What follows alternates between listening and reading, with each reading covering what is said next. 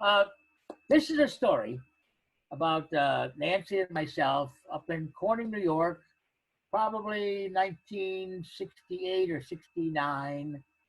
And it reveals that even as a very young man in a very conservative three-piece suit teaching biology to young, unopened minds, I was still insane. I had built a few atoms, with the little balls about that size with the hole in them and some copper wire to link them together to make like a hydrogen and two oxygens for water, that kind of stuff. Really deep stuff for the freshman biology class members in the lab. And when I got done making the atoms, I realized I had a piece of copper wire about that big. And I have an illness, a mental illness that goes way back. I can always, there's got to be something I can do with this. I'll save this. I can't just throw it away. So I wrapped it around my wrist, made a little twist, and forgot about it. 2 days later, I remember taking a shower and looking at my wrist and saying, oh, is that still there? Maybe I should take it off and throw it away. Then my better judgment said, no, it's not bothering you or anybody else. Leave it there. So I left it there.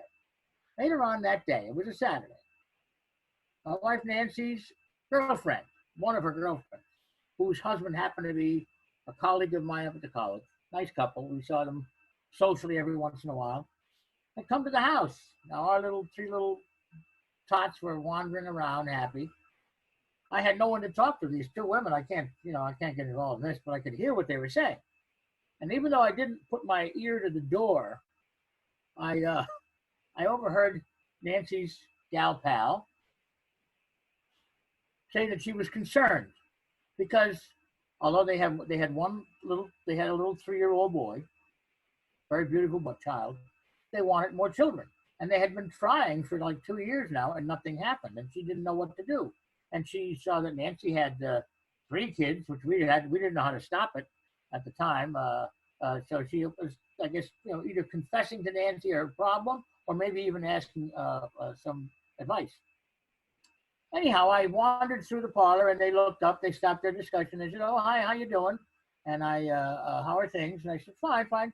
And they had some cookies on the table that Nancy had made. I said, can I have a cookie? And they, well, sit down and join us. They're not. So I sat down. And as I reached for the cookie, now I had a long sleeve shirt on. This was not planned. Nothing was in my mind at this moment. I mean, except that, there's company here.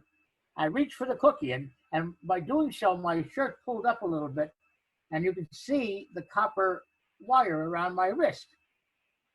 And I don't know what happens when these things happen to me. The woman says, "What's that on your wrist?"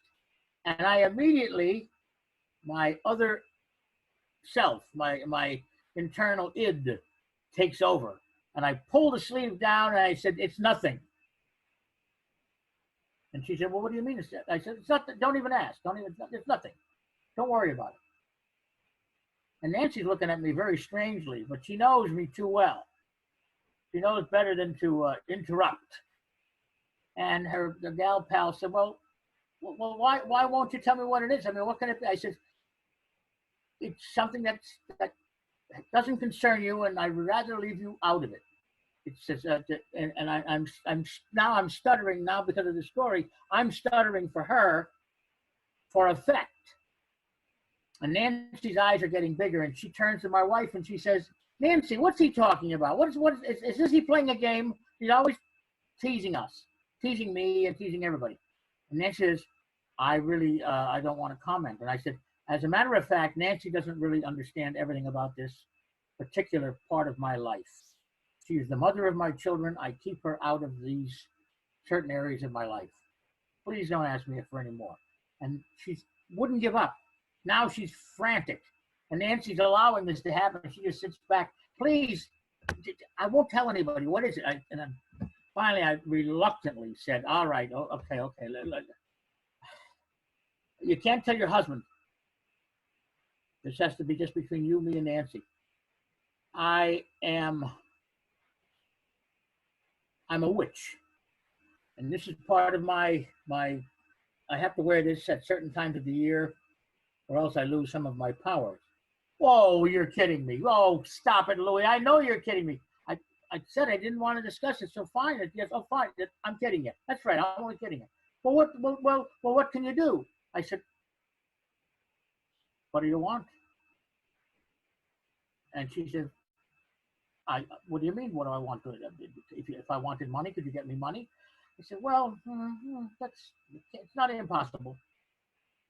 Uh, and I guess she thought for a second. She says, "Well, I don't know if you overheard this or not, but we're trying to have another baby, and we're not being successful." I said, "Oh, that's fairly simple. I'll be right back." And I left the room, went upstairs. I used to do a little sculpting with sculpting clay at that time. And I got a little bit of sculpting clay, made real quick a little baby, not a baby, a little figure of a human, very primitive, round head, bigger round belly, 2 legs, 2 arms. And I took it downstairs to her and I said, "Now listen to me. Nancy, get your nail clipper." And so Nancy ran and got the nail clipper. And I said, "Just clip a couple of your fingernails, just a little bit, and give it to me." And I had taken my own fingernail and cut a hole, not a hole, but a valley in the belly of the figure. And I put the little clippings into it. And I said, "Now, Nancy, do you have a scissors?" "Yes, Lou." So I get the scissors and she cuts a little bit of her hair off, just a little trim, not 2 inches, not even 2 inches long, half an inch long, just a few strands of hair. And I put it in the belly, squeeze it together, pat it. I said, "Okay, that's all we have to do. Please don't tell your husband about this. Don't talk to anybody about this. I could be in trouble. I could lose my job at the college, maybe, and I'm not tenured." So, and she promised not to tell anybody. And I took the doll, and I didn't take the doll and throw it in the garbage. I took it upstairs and put it in a drawer in our bedroom, very safe and so forth, as though I now believed in it myself. I guess I don't know what the hell what I was doing. Well, the upshot of the story is that a month later, Nancy got a telephone call from this lady saying that she had just found out that she was pregnant. And from that moment on, I was like, thank you, Lou. I'm like, should I tell her?